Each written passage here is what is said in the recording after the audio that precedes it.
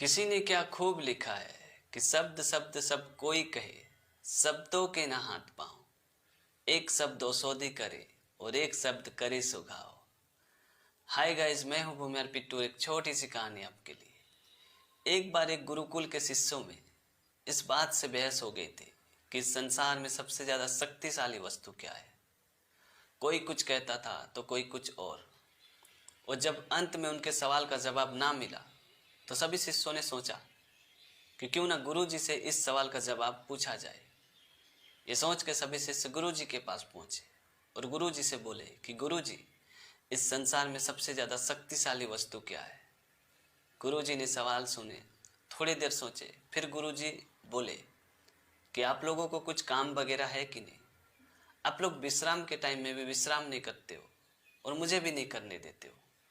जाओ अपने अपने कक्ष में और विश्राम करो।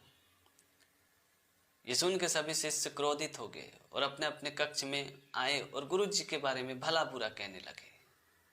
तभी थोड़ी देर बाद गुरुजी अपने शिष्यों के पास पहुंचे और अपने शिष्यों से बोले कि मुझे गर्व है कि मैं आप लोग जैसे शिष्यों का गुरु हूँ। आप लोग विश्राम के टाइम में भी विश्राम नहीं करते हो, नई नई बातें सीखते रहते हो, एक दूसरे से पूछते रहते हो। ये सुन के सभी शिष्य खुश हो गए, अपने आप में गर्व महसूस करने लगे।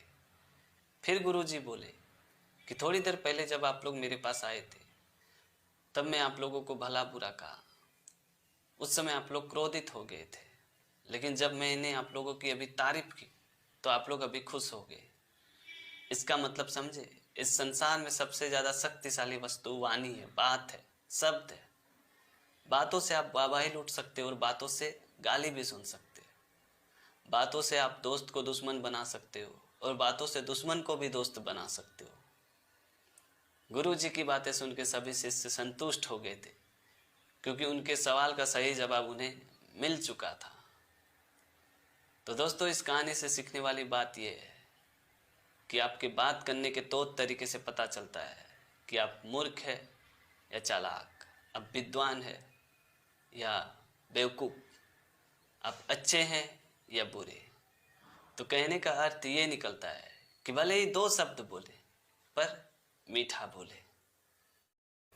किसी ने क्या खूब लिखा है कि वाकिफ तो पहले से थे तेरे अंदाज से, बस ये पता नहीं था कि बेवकूफ़ यूं बनाया जाता है। नमस्कार दोस्तों, मैं हूं भूमियार पिट्टू। एक छोटी सी कहानी आपके लिए। एक बहुत ही सीधा साधा भोला भाला पशुओं का व्यापारी था। वो छोटे छोटे पशुओं को लाता था, पाल पोस के बड़ा करता था और उससे हर काम सिखा के वापस पशुओं के बाजार में बेच आता था। यही उसका काम था। एक दिन वो व्यापारी एक गधे को लेके पशुओं के बाजार में जा रहा था। जाते वक्त रास्ते में उन्हें दो चोरों ने देखा और जब उन दो चोरों ने इस व्यापारी को देखा तो उन लोगों को समझ में आ चुका था कि ये बहुत ही भोला वाला सीधा साधा व्यापारी है। तो क्यों ना इसके भोलेपन का फायदा उठाया जाए और इस व्यापारी से उसके गधे को लूट लिया जाए। ये बोल के एक चोर उस व्यापारी के पीछे पीछे चलने लगा। कुछ देर चलने के बाद उस चोर ने उस गधे के गले से रस्सी खोल दी और अपने गले में वो रस्सी बांध ली। दूसरा चोर आया और उस गधे को वहां से लेके चला गया। पहला चोर उस व्यापारी के पीछे पीछे चलने लगा। कुछ देर चलने के बाद वो रुक गया। व्यापारी रस्सी खींच रहा था तो उससे वो रस्सी खींच नहीं रही थी। जब वो व्यापारी पीछे मुड़ के देखा तो बड़ा ही आश्चर्य हुआ और अंदर से डर गया और डरते हुए उस चोर से पूछा कि मेरा गधा कहाँ है। इस पर उस चोर ने कहा कि मैं ही आपका वो गधा हूँ। दरअसल बात यह है कि मैं अपने बूढ़े माँ बाप का सेवा शांति नहीं करता था, उसे खाना पीना नहीं देता था, उसे मारता था, पीटता था। इस वजह से मेरे माँ बाप ने मुझे श्राप दे दिया था कि मैं गधा बन जाऊँ। इस वजह से मैं गधा बन गया। अब लगता है मेरे माँ बाप को मेरे पे तरस आ गया हो, इस वजह से उन लोगों ने मुझे श्राप मुक्त कर दिया, इसलिए वापस मैं इंसान बन गया हूँ। ये सुन के व्यापारी को बड़ा ही दुख हुआ और वो उस चोर से कहने लगा कि मैं भी कितना बड़ा पापी हूँ। एक इंसान को मैं जानवर जैसा सुलूक किया, उसे मारा पीटा, इतना कष्ट दिया।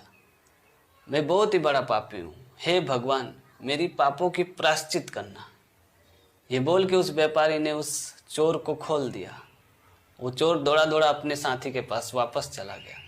व्यापारी भी अपने घर में आया वही व्यापारी कुछ दिन बाद दूसरे पशु को लेके जब पशुओं के मेले में गया तो वहाँ पहुँच के उसने जब अपने पुराने गधे को देखा, जिस गधे को उस चोरों ने चुरा के ले गया था, उस गधे को देख के वो व्यापारी बड़ा ही क्रोधित हो गया, गुस्से में आ गया। और वो गुस्सा करते हुए उस गधे के पास गया और उसके कान में गुस्सा करते हुए कहा कि लगता है फिर से तूने अपने माँ बाप से नमक हरामी की है, तू कभी नहीं सुधरेगा, तू गधा का गधा ही रह जाएगा। तो दोस्तों, इस कहानी से सीखने वाली बात यह है कि आंखें बंद करके किसी पे भरोसा ना करें। लोग अक्सर मीठे बोलकर झोल कर देते हैं। तो आज के लिए इतना ही। मिलते हैं अगली वीडियो में एक नई टॉपिक के साथ, एक नई कहानी के साथ। तब तक के लिए जय हिंद, वंदे मातरम।